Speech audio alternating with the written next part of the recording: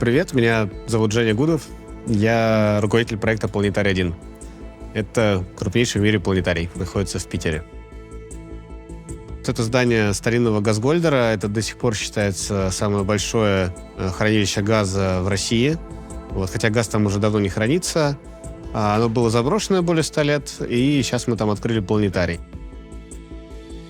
Купол планетария огромный, это 2000 метров квадратных. Если мерить по объему, то в наш планетарий влезает 5 московских. Через планетарий проходит там около 500 000 человек за год. В коммерческом плане мы состоялись. Цели заработать нету. Цель есть сделать что-то прикольное. Помимо планетария, здесь достаточно большой комплекс. В Питере у нас есть лаборатория, где все сидят за стеклом и работают, в том числе там и я, и программисты, и дизайнеры. Можно прийти в любой момент времени, посмотреть, что тут происходит и какой проект мы делаем. Мы делаем очень крутой видеоконтент. У нас своя CG-студия, которая рисует графику, одна из самых сильных в России. И у нас есть команда, которая разрабатывает роботов с искусственным интеллектом, которые сортируют мусор. Когда я мимо проезжал здание, это огромное круглое здание. Как классно, тут, наверное, какое-нибудь производство. Потом видим табличку «Аренда». Потом мы сюда заезжаем, понимаем, что это гигантское здание. Сразу же появилась идея делать планетарий. Дальше уже мы там выкупали его, кредитовались. Период этот стройки, монтажа, сборки надо было уменьшить очень сильно, потому что чем ты быстрее строишь, тем, как правило, меньше затрат получается. Мы использовали роботов, мы купили таких машин, тогда это было 4 штуки, и они были старенькие, собирали BMW на заводе, мы из 4 собрали 3 рабочих. Эти роботы у нас краили все материалы, из которых мы собирали уже купол. И у нас было в один момент больше 20 роботов, там больше, чем Сколково и Иннополис вместе взятые. Мы там всех пристроили, у нас они танцевали на фестивале света. Мы снимали очень крутой коллаб с Варнавой, клипы Ленинграду, они снимали клипы из Газгольдера, там кому-то из ребят. Купили робота Амрон компании. Это один из самых быстрых роботов в мире, то есть он перемещает изделия со скоростью до 5 метров в секунду. Мы его поставили, потом сломали, потом починили, потом сломали, потом поняли, что мы, в принципе, можем сами производить роботов и их сразу параллельно обучать нейросети, чтобы мы могли определять в потоке мусора, где какой тип, то есть где там банки алюминиевые, где бутылки, какие по цветам. Мы сидим здесь мониторим, смотрим, что они там делают, наши роботы. Рекорд — это где-то на 1,5 миллиона рублей. Он грязных бутылок достал из конвейерной ленты.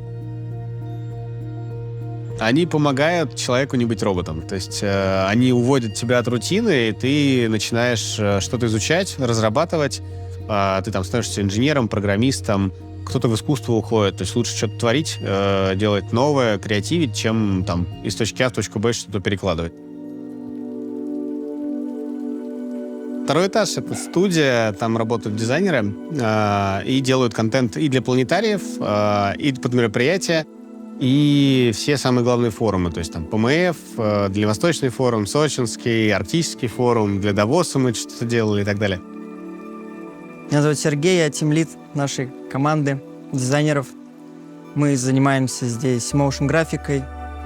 Для зрителя это такое прям полное погружение в контент. То есть мы специально положили подушки, ковер, чтобы зритель чувствовал себя как дома, уютно. Он ложится, смотрит наверх, входит в этот мир. Если человек до этого что-то подобное не видел, он запомнит это, он захочет привести своих друзей, показать им это.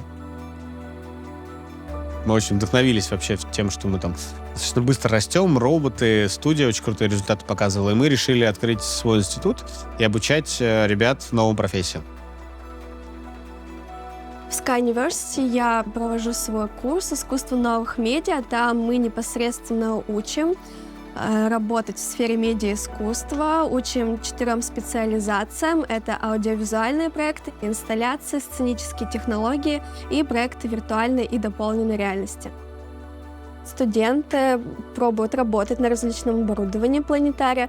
Также у них есть прям уникальная возможность поработать с куполом планетария. Есть штука, которая базовая, она должна быть обязательной. Тогда не будет людей, которые считают, что плоская Земля. А второе — это знания, которых сейчас навалом, они хорошие достаточно, они, как правило, бесплатные. Хочешь стать программистом, пожалуйста, 2 года по вечерам, как я, написал код, и теперь спокойно нейросетка распознает разные типы мусора и отдается команда роботу, который это все выполняет. 2019 год у нас был очень продуктивный. Это было 400 мероприятий за год. То есть это лекции, мастер-классы, концерты, корпоративы, коммерческие мероприятия, презентации машин, там, Шкода, Lexus, Porsche. У нас что только не презентовали в планетарии. И у нас целый ивент-отдел, который постоянно делает что-то новое.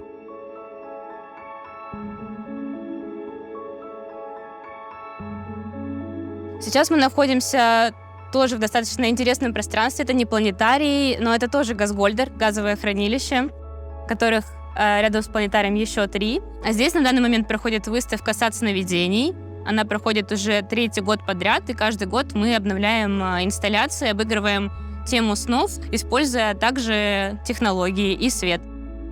Каждый член нашей команды может быть очень полезен в создании классного шоу, потому что у нас сильная команда дизайнеров, которые могут создать уникальный контент под практически каждый концерт и воплотить наши идеи, задумки. И у нас же еще свидания в планетарии есть. Можно арендовать планетарий и вдвоем там провести свидание. Делают предложения. Есть статистика предложений, но не отказываются никогда. Обычно все соглашаются.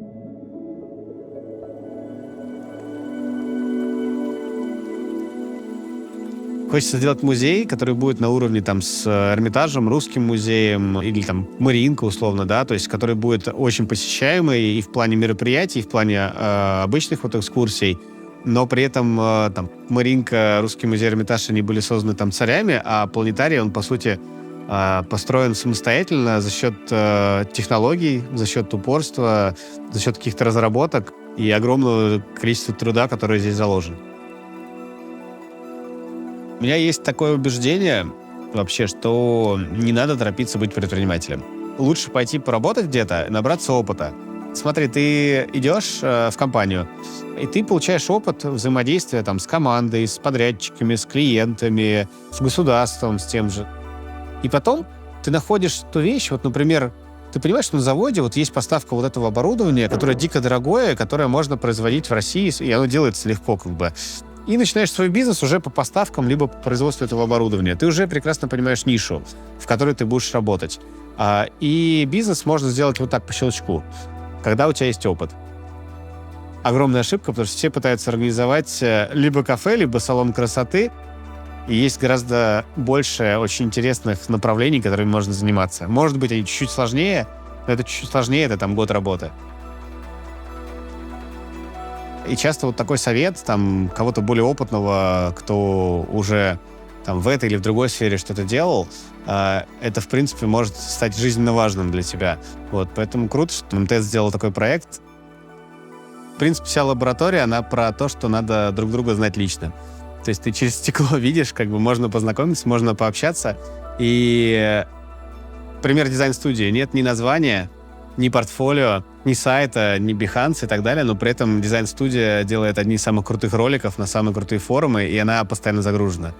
Потому что просто ребят всех знают лично, а познакомились также через стекло, проходили мимо. Знать лично для меня — это иметь возможность обмениваться энергиями, идеями, вот так вот лицом к лицу. Это действительно заряжает. И именно в таком личном и тесном, плотном общении рождаются великие идеи.